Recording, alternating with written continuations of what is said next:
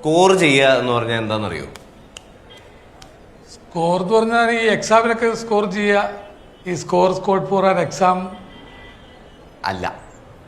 അതായത് ഈ കഞ്ചാവൊക്കെ പോലത്തെ ലഹരി വസ്തുക്കളില്ലേ, അത് സംഘടിപ്പിക്കുന്നതിന്, അത് വാങ്ങുന്നതിന് കുട്ടികൾ ഉപയോഗിക്കുന്ന കോഡ് വാക്കാണ് സ്കോർ ചെയ്യുക എന്നുള്ളത്.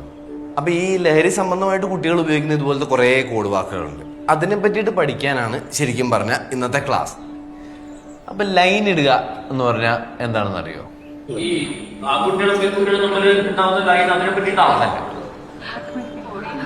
MDMA എന്ന് പറയുന്ന ഒരു രാസലഹരി ഉണ്ട്. അപ്പോൾ അത് ഉപയോഗിക്കുന്നതിനുള്ള ഒരു കോഡ് വാക്കാണ് ലൈൻ ഇടുക എന്ന് പറയുന്നത്. ഈ ജോയിന്റ് അടിക്കുക, സ്റ്റിക്ക് അടിക്കുക, അതൊക്കെ എന്താണെന്ന് അറിയാമല്ലോ അല്ലേ? സ്റ്റിക്ക് ഇതല്ല. കഞ്ചാവ് വലിക്കുന്നതിന് പറയുന്നതാണ് ജോയിന്റ് അടിക്കുക, സ്റ്റിക്ക് അടിക്കുക എന്നൊക്കെ ഉള്ളത്. പൊടി അടിക്കുക അതെന്താണെന്നറിയോ?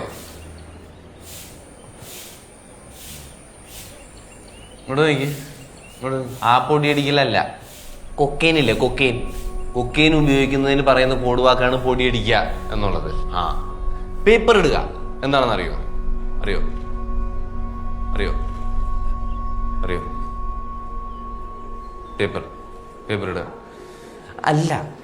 LSD എന്ന് പറഞ്ഞിട്ടൊരു ഡ്രഗ് ഉണ്ട്, ഒരു രാസലഹരി വസ്തുണ്ട്. അത് ഉപയോഗിക്കുന്നതിന് പറയുന്നതാണ് പേപ്പർ ഇടുക എന്നുള്ളത്. ഇനി പേപ്പർ തരുവോ അല്ലെങ്കിൽ പേപ്പർ ഉണ്ടോ എന്ന് പറഞ്ഞ് വേറൊരെണ്ണം കൂടെ ഉണ്ട്. അതെന്താണെന്നറിയാമോ? അതായത് ഈ കഞ്ചാവൊക്കെ റോൾ ചെയ്യാനായിട്ട്, അത് ചുരുട്ടാനായിട്ട് ഉപയോഗിക്കുന്ന ഒരു പ്രത്യേകതരം പേപ്പറുണ്ട്, റോളിംഗ് പേപ്പർ. അത് വാങ്ങാനായിട്ട് അല്ലെങ്കിൽ അത് ചോദിക്കുന്നതാണ് പേപ്പർ ഉണ്ടോ എന്ന് പറയുന്നത്. നിങ്ങളൊക്കെ ഭയങ്കര പോറാണ് കേട്ടോ, ഭയങ്കരമായിട്ട് ക്ലാസ്സസിൽ ശ്രദ്ധിക്കണം. എല്ലാവരും ട്യൂഷനൊക്കെ പോകണം, എങ്കിലേ ശരിയാവുള്ളൂ. ഓക്കെ, തമാശയല്ല. വളരെ സീരിയസ് ആയിട്ട് നോക്കുമ്പോൾ കുട്ടികളുടെ ഇടയിലെ ലഹരി ഉപയോഗം നിർത്താൻ ഏറ്റവും നല്ല ചാൻസ് ഉള്ളത് നിങ്ങൾ പേരൻസിന് തന്നെയാണ്. അവരുടെ കൂടെ ഏറ്റവും അധികം സമയം ചെലവഴിക്കുന്നത് ചിലപ്പോൾ നിങ്ങളായിരിക്കാം, അവരെ ഏറ്റവും അധികം കാണുന്നത് നിങ്ങളായിരിക്കാം. അപ്പോൾ ഇത് നിങ്ങൾക്ക് ചെയ്യണമെങ്കിൽ, അതായത് ലഹരി ഉപയോഗം നിർത്തണമെന്നുണ്ടെങ്കിൽ നിങ്ങൾ ഇവരിത് എങ്ങനെയാണ് ഉപയോഗിക്കുന്നതെന്ന് മനസ്സിലാക്കേണ്ടത് അത്യാവശ്യമാണ്. അതിനുവേണ്ടിയാണ് സത്യം പറഞ്ഞാൽ ഇന്ന് ഈ ക്ലാസ് എടുത്തത്. നിങ്ങൾ പ്രധാനമായിട്ടും ശ്രദ്ധിക്കേണ്ട ഒരു കാര്യമുണ്ട്, കുട്ടികളുടെ സാമ്പത്തിക ഇടപാടുകൾ. അതായത് അവരുടെ കയ്യിലുള്ള പൈസ അവരെങ്ങനെ ചെലവാക്കുന്നു, ആ പൈസ എങ്ങോട്ട് പോകുന്നു, ഇതിന്റെ വിവരങ്ങളെല്ലാം നിങ്ങൾ ചോദിച്ചറിയണം.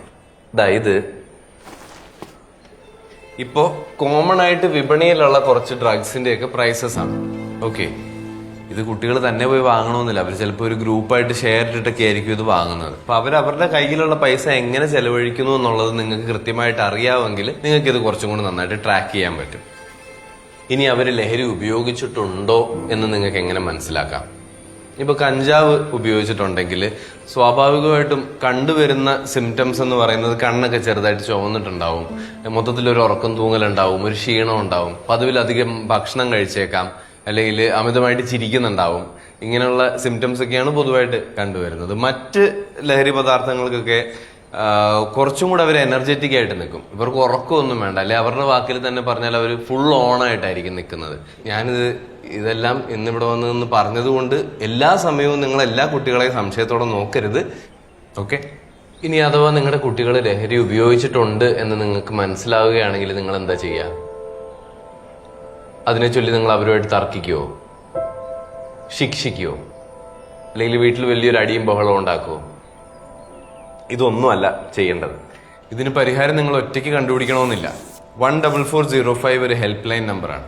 ഇതിലേക്ക് വിളിച്ചാൽ നിങ്ങളുടെ കുട്ടികൾക്ക് ലഹരിയിൽ നിന്ന് പിന്മാറാനായിട്ടുള്ള സഹായം മുഴുവൻ നിങ്ങൾക്ക് ഈ ഹെൽപ്പ് ലൈൻ നമ്പറിൽ നിന്ന് കിട്ടും.